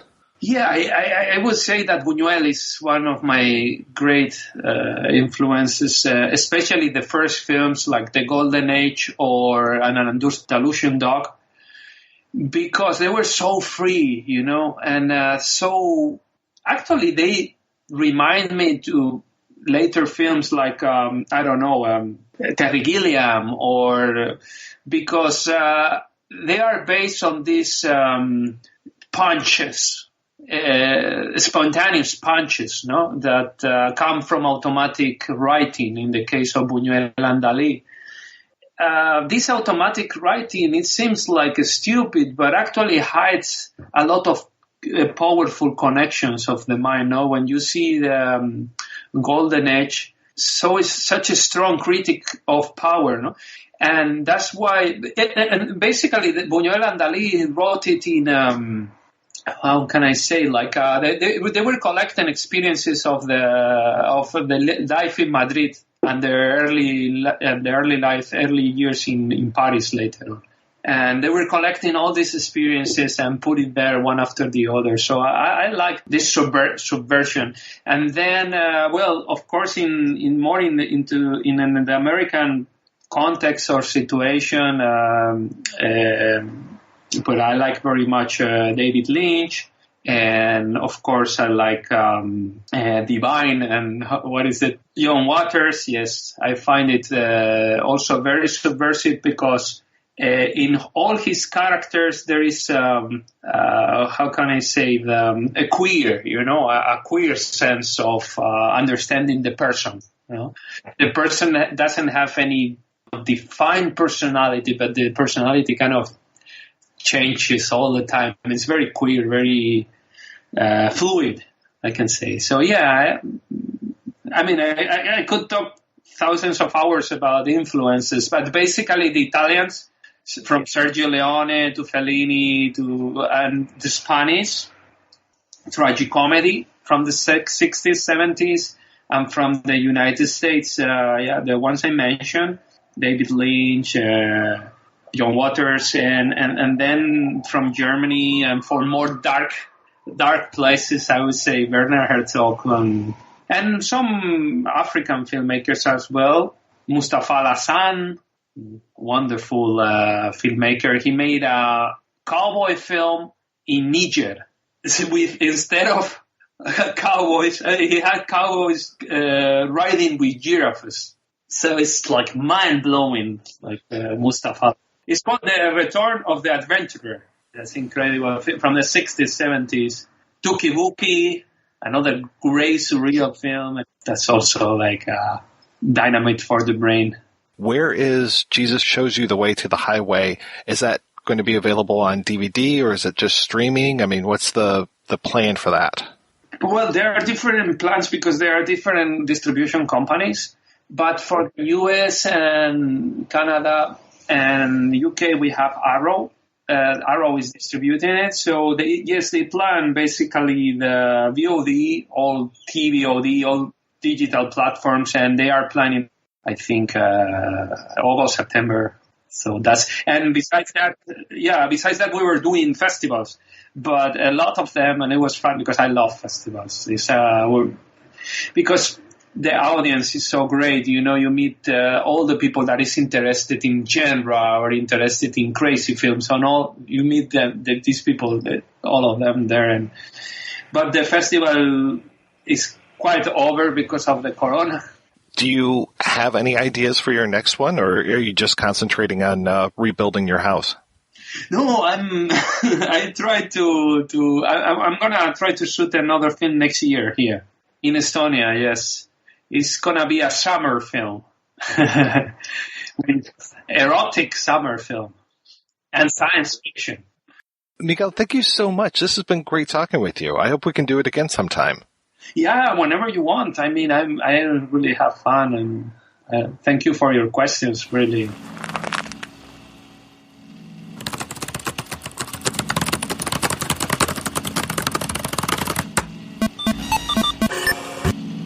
Welcome to Psychobook.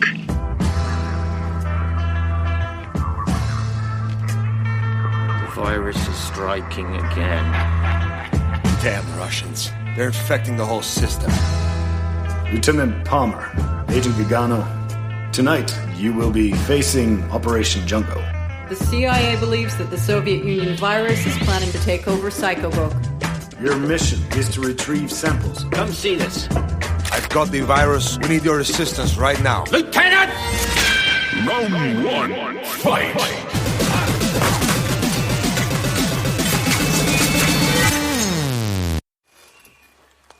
What the hell happened inside? Operation Jungle is now in our hands. The virus is hacking the whole system. Is the CIA aware that you're sending 2 men to their probable death? No agent dies inside Psychobook. It's just a virtual reality. Here comes the most interesting part of the story. Round 2, fight!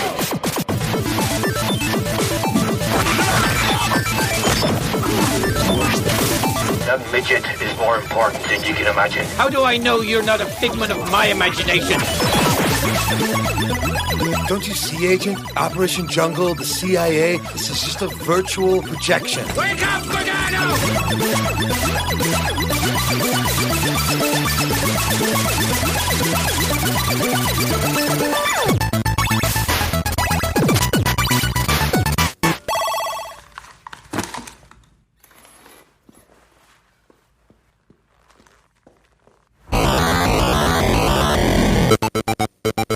All right, we are back, and we are talking about Crumbs, or moreover, we are moving away from Crumbs and going to Miguel Llanso's second feature film, which is Jesus Shows You the Way to the Highway, which we were talking about this before we took the break, about the necessity, possibly, of having to watch these films more than once. And I did watch Jesus Shows You the Way to the Highway twice, and it definitely made a lot more sense the second time I watched it, because there are, and we talked a little bit about this in the interview, this is very Philip K. Dick, and this is very multiple layers of reality that are going on. And so I think there's a third level of reality, or like our primary level, which we don't really get to until the very end of it, until we get to the moment of Jesus showing DT the way to the highway. And otherwise, we are in multiple levels of obfuscation, computer simulation, video game kind of stuff. There's just, and I love that we are talking about video games using like 8-bit kind of stuff. We're using like 16-bit soundtrack to this, and just that we have like voiceover of people going fight and these kind of things. And we are all over the place with this movie. And this movie, as I was watching it, I just wanted to share this with so many people that I just kept thinking, God, there are so many people I know that would love this movie. This movie felt so much to me like the world that I used to live in, which was going down to Baltimore once a year to the Microcine Fest and watching just really kind of fucked up, crazy, funny movies. And I think Jesus Shows You the Way would fit perfectly in that kind of, for lack of a better term, psychotronic film category. Yeah, I really enjoyed it. And I think I enjoyed it more the first time I watched it than when I watched it back to back with Crumbs. And I kind of felt like if we're comparing the two, that for myself, enjoyed Crumbs a little bit more. But I think that Philip K. Dick connection is probably the reason why I'm no Dick expert. But I only laughed because Mike did, sorry. I would have thought that might have been low-hanging. If you guys hadn't laughed, I would have felt really bad.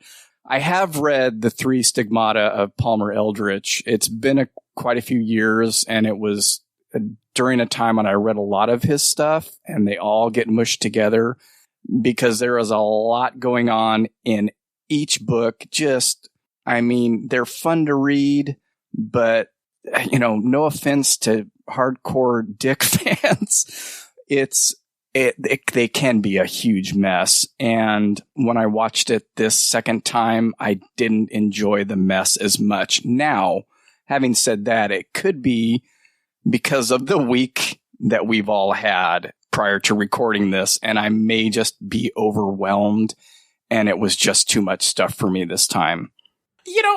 I kind of said it earlier when we kind of touched on this film a little bit at the beginning. I likewise have watched this film now twice, and similarly to Mark, I came away from this film going, I've seen it twice now, and that's good enough for me. I don't have any interest revisiting this film, and that's unfortunate because a film like this is made for someone like myself. It is a little tongue-in-cheek. It does kind of play into some things that I like. Mike, you mentioned there are some video game inspirations here. There is a lot of pop culture references, both heavy-handed and both kind of sly and tongue-in-cheek. And this is the kind of film that I would have thought would have really struck a chord with me. Unlike Mark, it didn't have to do with the kind of the week we've had, though I can completely understand and sympathize. For me, it's just there's too much going on with not enough purpose through parts of the film. There are parts of this film where it is just throwing whatever it can against the wall and seeing what sticks. And there's nothing wrong with that when you're clearly an experimental punk filmmaker like Miguel Llanso is. He's just doing it being filmmaking and seeing what happens. There's nothing wrong with that. There's really not. And people will have already heard the interview at this point, and so they know that he says more is more, which sometimes can be fun. And this is a movie I would definitely watch again. Probably would want to watch it with other people, though, instead of sitting alone in front of a computer and watching it. I could enjoy it again, seeing other people experiencing it for the first time. The things that you're saying, Chris, that's indicative of Dick's novels too. It's like, okay, I've got whole nother thing I've got to keep track of now. Where does this all fit in? And that's just how I felt this time watching it. Like, okay, what is Batfro all about? What is, why Robert Redford and Richard Pryor as the masks? A couple of the masks I didn't recognize, which kind of bugged me because I thought, do I need to recognize them? Should I recognize them since they're folded over people's faces? I don't think I realized the first time I watched it actually that it was Robert Redford and Richard Pryor until maybe 15 or 20 minutes into the film. Because I hadn't read anything about it or done any.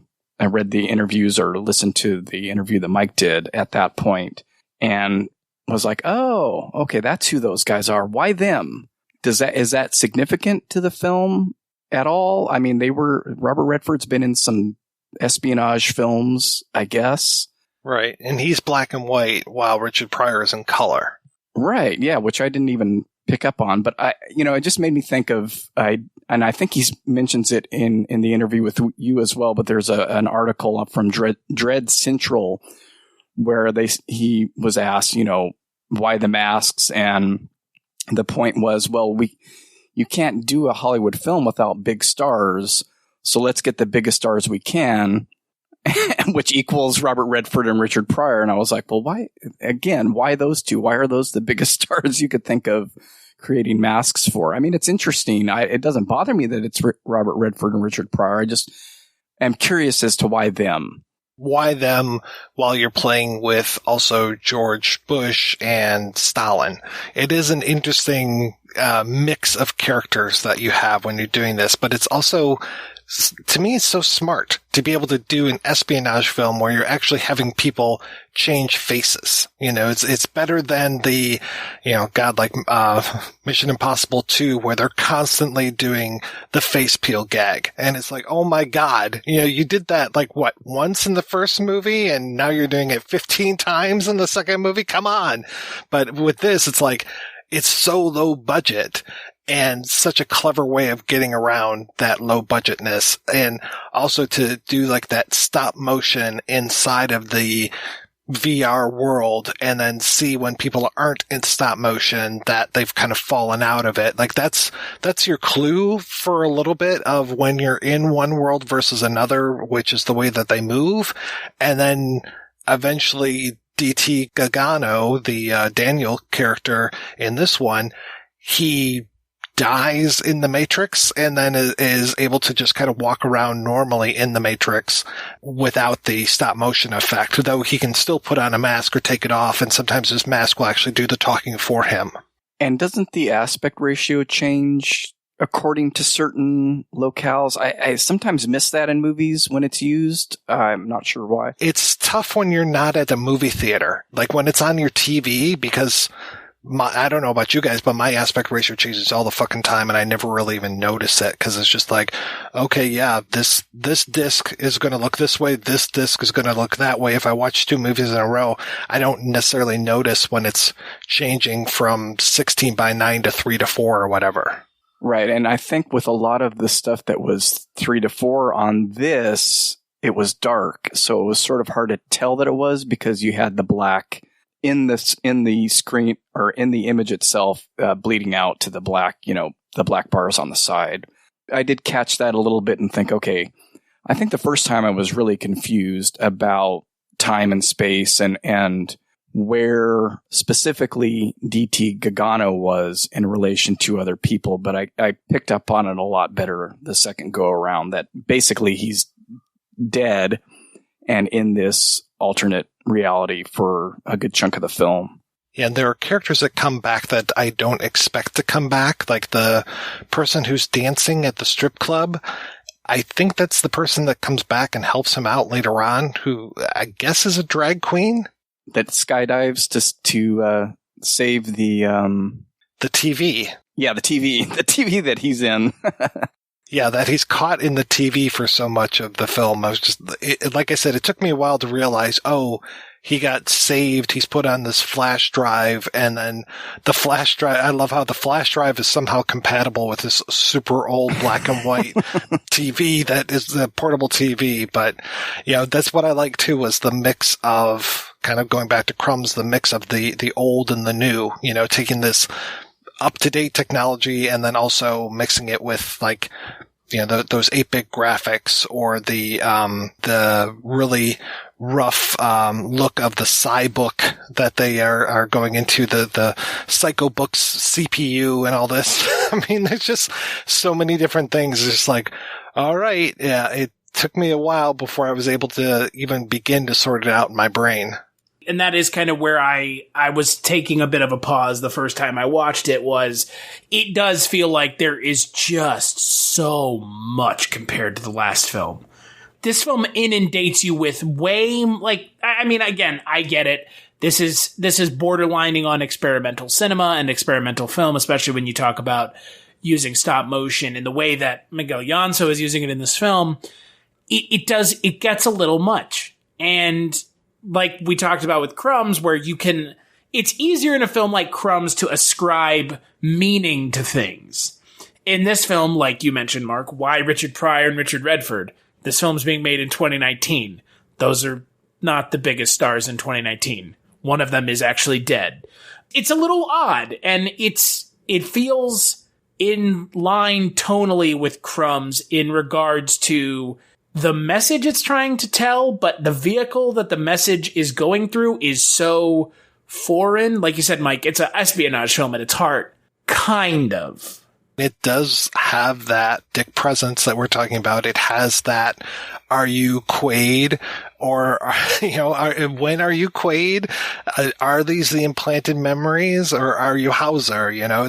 When does one become the other? And I'm glad that DT kind of stays DT for the most part. He does become somebody else in the simulation for a while, but after he gets killed, that kind of falls away and he gets to be himself, which makes it, I don't want to say slightly less confusing because it's not. But at least we get to see a little bit more of him. And then you think that his wife is cheating on him, but maybe she's not, because in the world above, they're still together and they do have the pizzeria. And then he comes up with the idea that they're going to start the kickboxing academy up there. Which is a new sport, but I think it's got a good future.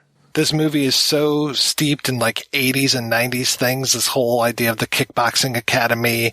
I mean, there are just so many goofy things that I love, like having 3 Shaolin monks that show up and they're all named after Italian food dishes, and having very subtle nod to the Teenage Ninja Turtles. Yeah.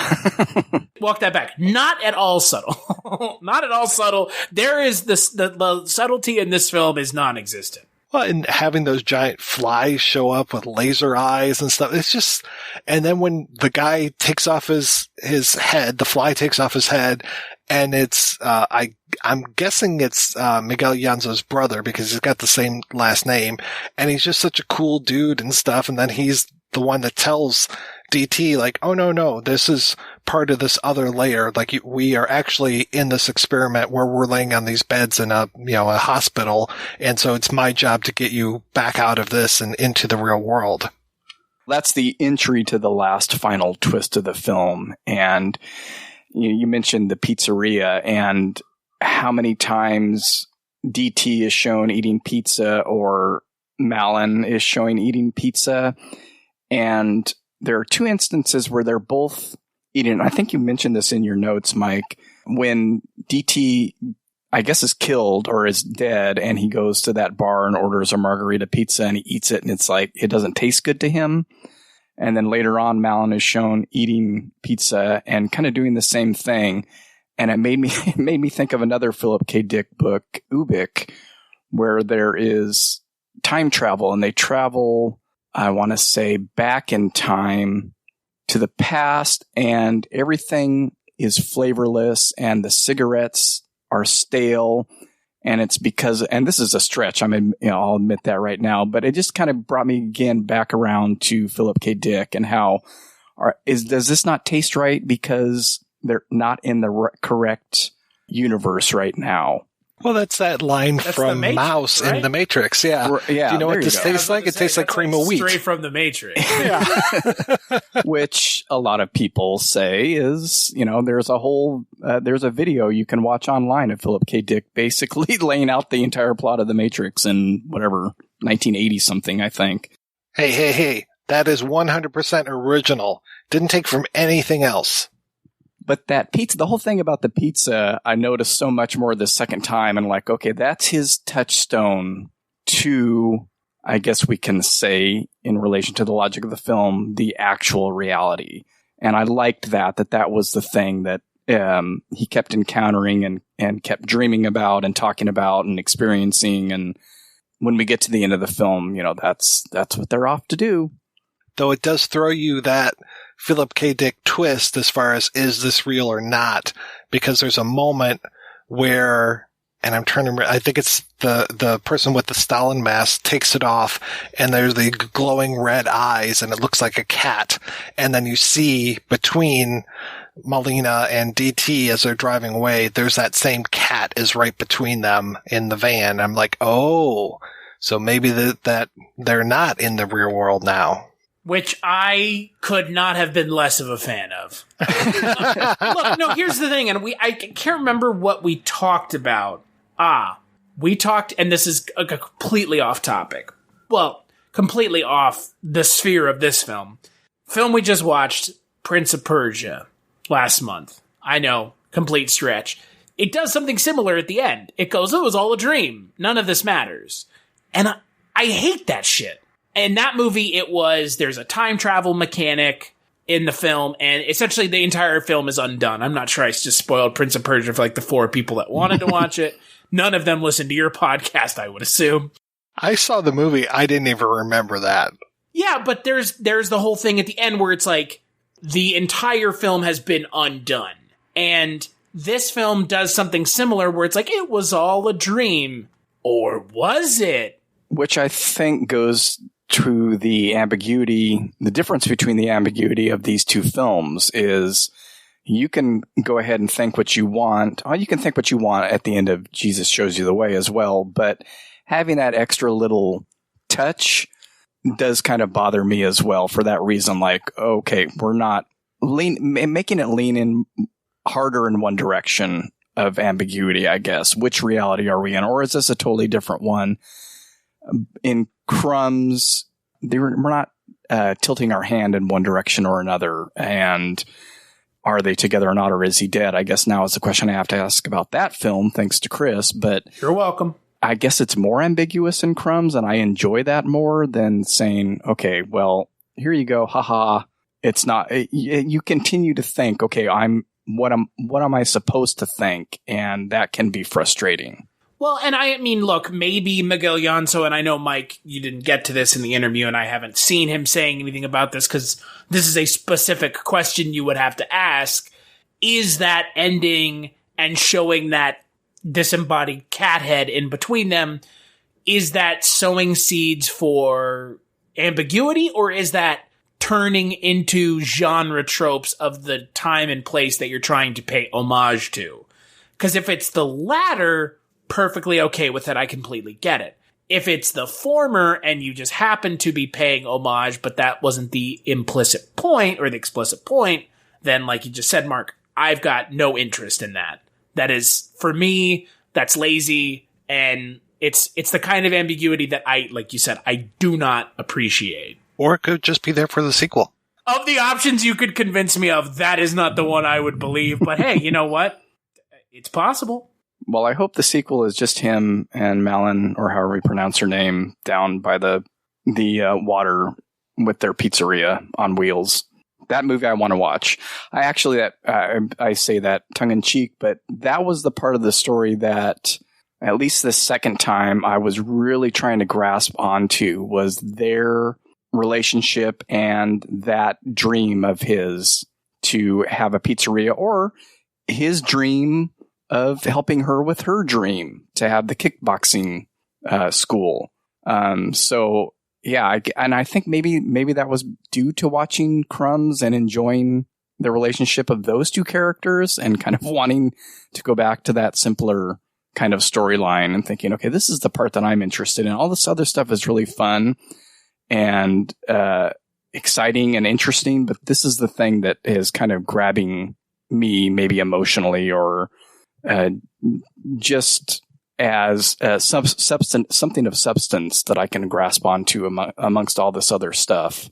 And I like Daniel Tadesse better in Crumbs than I do in this film as well. Like, to your point, Mark, like I am more invested in his Crumbs character and the relationship between him and Birdie in that film than any characters that he gets involved with in this film.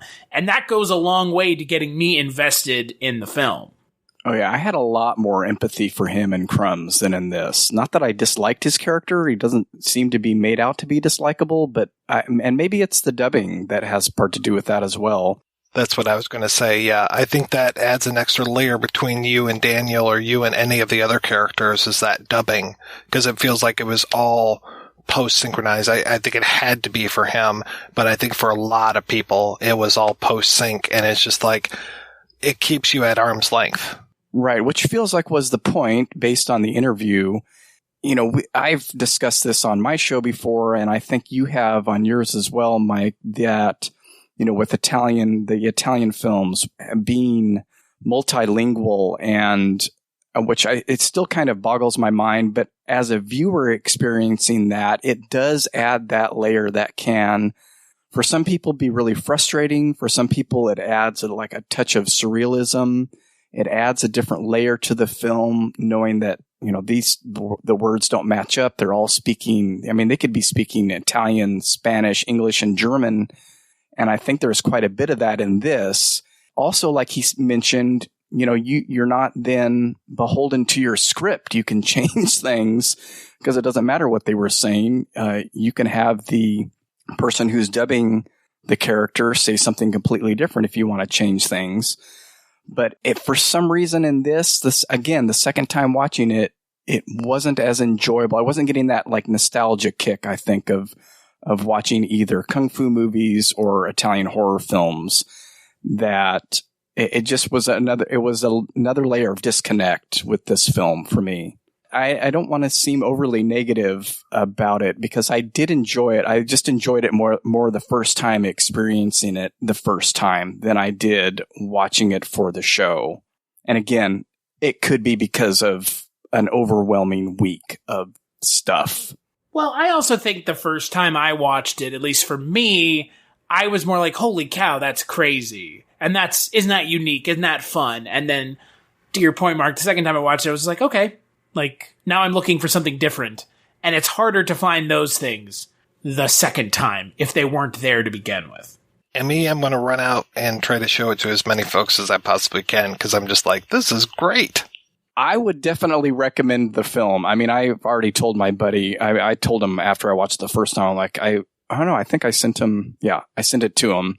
And I said, watch this. And he did. And he loved it too. So I don't want to sound like it's not getting a thumbs up from me. It was just harder to watch the second time for whatever reason. And I may have a totally different experience the next time I watch it, if and when I do.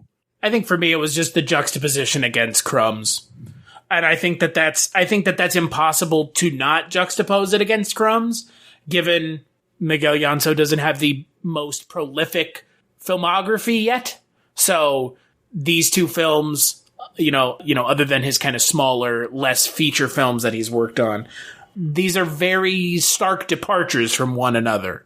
It is interesting to watch his shorts and see how some of those ideas get planted in there, like Night in the Wild Garden, where you see the stop motion being tested out and how that was there. Or I'm trying to remember the other one that he had Daniel in, where there's also a lot of Nazi symbolism. Yeah, that's the one where he's a Nazi, I think. So it's like playing with these symbols is, you know, sometimes they're very, very touchy symbols, but it's like, okay, this is interesting how you're playing with this. I mean, it's no coincidence to me that I saw after my horrible failed attempt at trying to interview Fernando Arrabal, that I'm now on like his multiple newsletters because of emailing with him. And he was, as far as I know, because it's all in Spanish and French, and I speak English poorly, much less any other language, he was singing the praises of Llanso. So it's just like, okay, Arrabal is really picking up on the use of the surrealism in here and knowing how powerful some of these symbols can be, especially when you fuck around with them. And I thought it was Chigger Ale for some reason. Well, no, it's Shigarale. Okay, because it was. We can say it the way it's Chigarale. No, I actually thought it was like the name of a beer. Yeah, me too. Beer, to be honest with you, because it's separated. I think on the title card. I could be mistaken, but you do see that clone of Hitler character kind of come out in Crumbs and in Jesus Shows You the Way. You know, the subversion of these symbols and what does Hitler symbolized, like ultimate evil in most people's mind. And here the clone of Hitler is just this short-statured man with a ravaged body that people just kind of ignore and make fun of, and not even really make fun of in a nasty way. They just, he's the butt of their jokes and stuff. And, he likes to take things to task, and that definitely runs through, maybe not so much The Night in the Wild Garden, but in Chigarale and Crumbs and Jesus, they definitely do. Well, and you see Miguel Llanso, similarly, like you just mentioned with Hitler, kind of the epitome of what many would consider, myself included, to be evil, and yes, I will disavow white supremacy.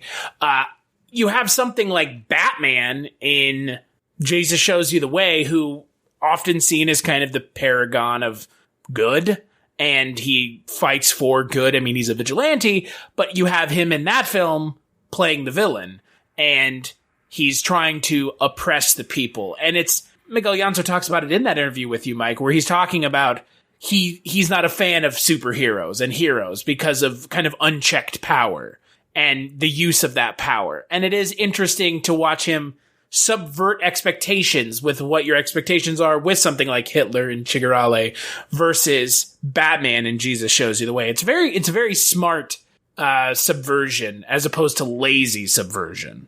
Well, and I like how he mentioned that it's kind of shoved down your throat, buying a pack of cereal and there's a toy in there. You didn't buy the toy. You didn't ask for the toy, but here's your Batman toy, kid. Take it, play with it. And you could say that. That's a complaint about American culture in general and how a lot of countries fight against it aggressively, and he mentioned again in the article about how where he filmed, McDonald's, there's no McDonald's. It's not allowed. And so I think part of that is an attack on not just, saying, well, this is the ideal good, but also like this is consumerism at its worst and getting things that you don't even ask for. We're going to shove Batman down your throat, kids in other countries.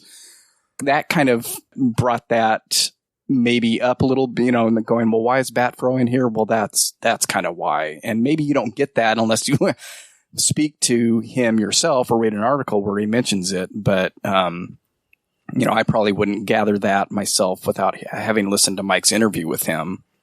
Well, I'm glad he saves it for the interviews and not just bashes us over the head with stuff. Just like, hey, look at what I'm doing here. Let's fight against consumerism, and just screams it at us. He's definitely is a lot more subtle than that. Thank goodness.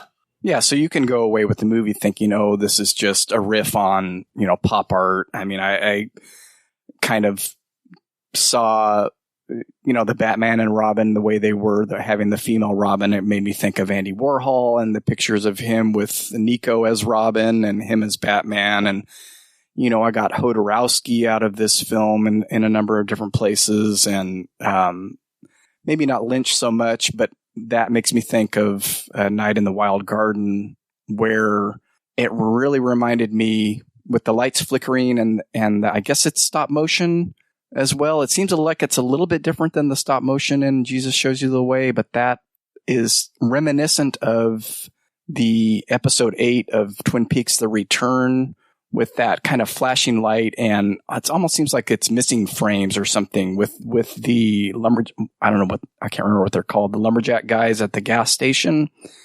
Got a light. Yeah, the got a light guys, and there's smoke coming in and out and lights flashing, and it's real, and the camera's moving real herky-jerky. It just made me think of that. Not that that's in Jesus Shows You the Way, but I think that Lynch, he says as much in the interview that Lynch is an inspiration as well. And you can see the Lynchian stuff going on. Thankfully, it's not super heavy-handed. Like some directors try to do what Lynch does and fail at it horribly. And there are directors who try to approach surrealism like David Lynch did, approaching it with a slightly Midwestern sensibility, and they fail at it. And Miguel Llanso coming from another country and seeing Lynch as an inspiration, you see it in I would say you see it in Crumbs more than you see it in this film. This is a little bit more kind of zany surrealism, a little bit more bonkers surrealism as opposed to kind of a reserved surrealism as in Crumbs. Whenever we talk about artists who fail at doing what they're setting out to do, I always think of Harmony Korine. I'm just like, that guy, everything that he's the opposite of King Midas. Everything he touches turns to shit. And there's just nothing. I have yet to see Beach Bum. I have yet to see Spring Breakers. But when I tried to watch Trash Humpers and Gummo and all that shit, it's just garbage. And I'm just like, just stay away from me. And then when I would see him in interviews, I was like, what the fuck is this kid's problem? He just seems like an absolute moron who managed to somehow be in the right place at the right time. And sorry, I'll get off my soapbox about Harmony Korine, but he just always seems like the opposite of people that are successful at what they're trying to get across. Well, and if David Letterman is to be believed, Harmony Korine will never have anything to do with David Letterman again. Because, I mean, there was a time where Harmony Korine was essentially banned from the show for his conduct. Tell the folks about your book, A Crack Up at the Race Riots.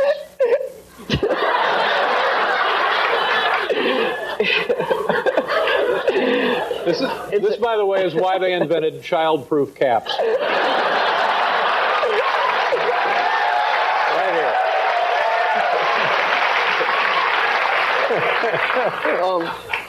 It's my first novel. I want to write Are you a novelist? You're a filmmaker? What? I guess it doesn't make any difference. You're just a creative entity. Yeah. I just work a lot, and I wanted to write the Great American Novel, or a novel. I just wanted it to be American.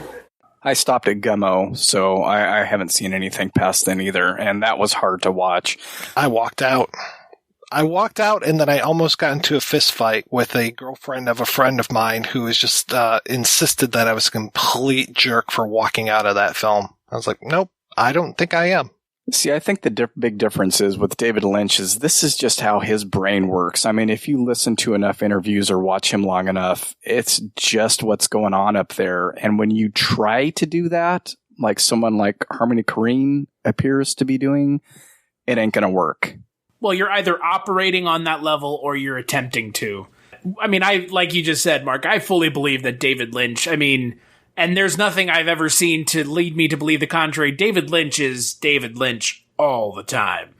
This is how his brain works. I mean, I think that's, you watch interviews and you see this normality, but when he expresses the ideas that he has, you realize, okay, this is just how he thinks of things. You can't replicate that.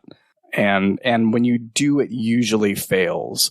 There's a Ryan Gosling's movie, I can't remember what it's called, the one that he directed that I watched about 15 minutes of, and I'm like, oh, he's trying to make a David Lynch film, and turned it off because it was so blatantly apparent that that's what he was doing. I think it's his only directorial feature. David Lynch isn't turning this stuff on. He is that way all the time. Like, I was with a friend of mine who I won't name, and he worked with Lynch briefly, and he was saying that when he was over at his house, Lynch had his own personal entomologist on the phone with him. That's the one that studies bugs, right? Not language. Yes. Okay. And was like asking him all of these questions about ants because David just wanted to know. And he was doing an art project with ants. And that's just the thing. Like, he is always on, always doing something, always creating, trying to create, having these projects that he's always working on. It's not just that he's doing it for the cameras. Yeah, 100%. I mean, you can watch the stuff that he's doing on his YouTube channel right now, and you're going to get the same kind of, you're going to feel the same stuff. So, and I felt the same way when you were talking to Miguel Llanso.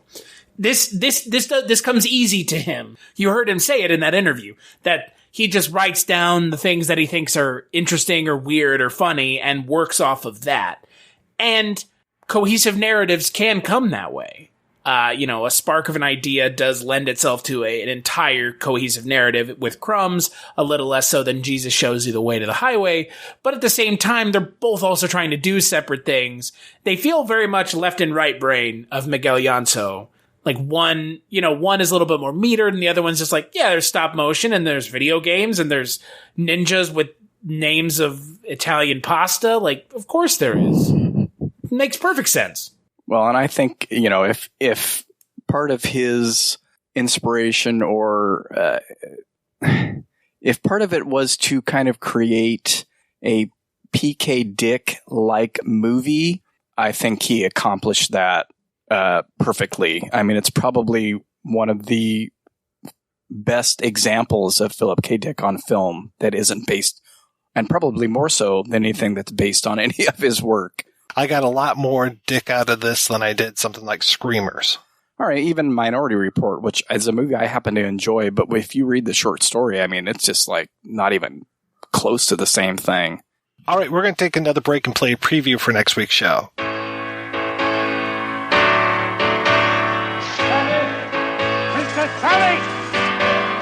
If you have a friend on whom you think you can rely, you are a lucky man. Hello, Mick. Michael Travis. If you found the reason to live on and not to die, you are a lucky man. Preachers and poets and scholars don't know it. Temples and statues and steeples won't show it. If you've got the secret, just try not to blow it. Stay a lucky man. A lucky man.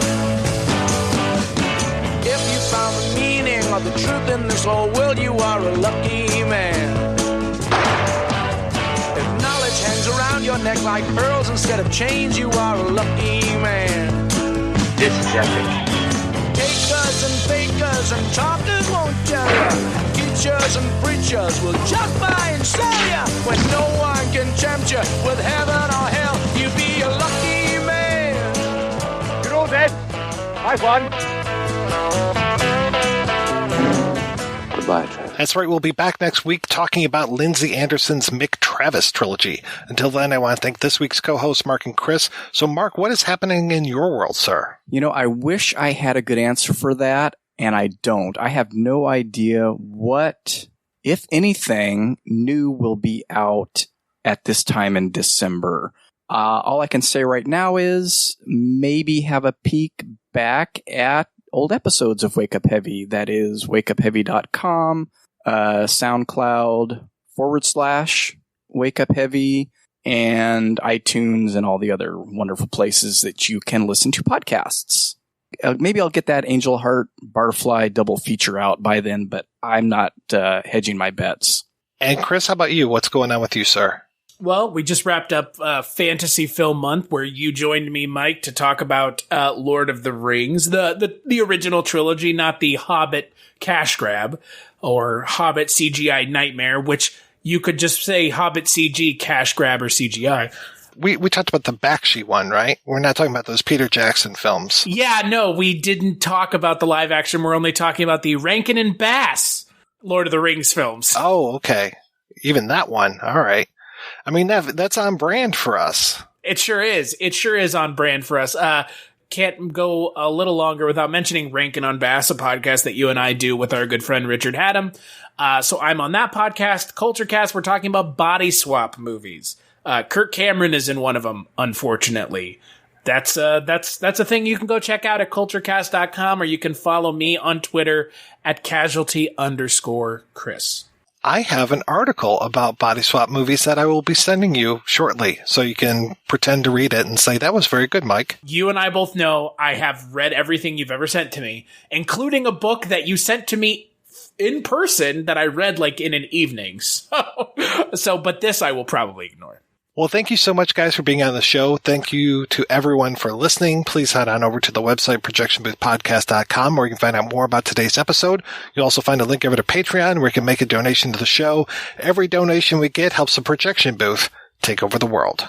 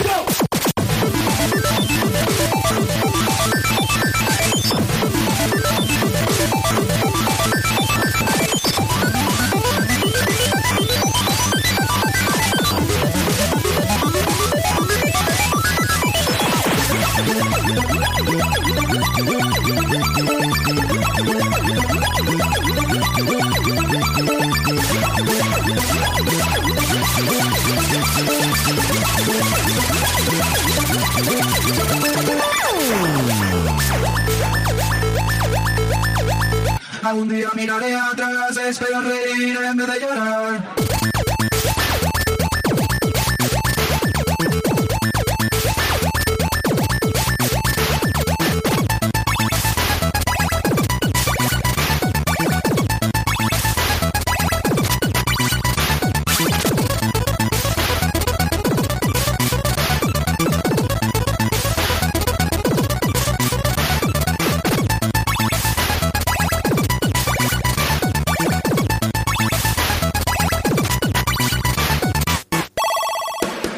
If you enjoy this show and want more people to know about it, head on over to iTunes, leave a comment, and rate it 5 stars. Make sure you like and share us on Facebook, and don't forget to follow us on Twitter. Just search for Christopher Media. Thank you in advance for supporting Christopher Media by clicking on the PayPal button and by clicking through to all the sponsors who support ChristopherMedia.net. Most importantly, we would like to take the time to extend an extra special thanks to you. Christopher Media could not exist without your support. Thank you for visiting ChristopherMedia.net, and thank you for listening.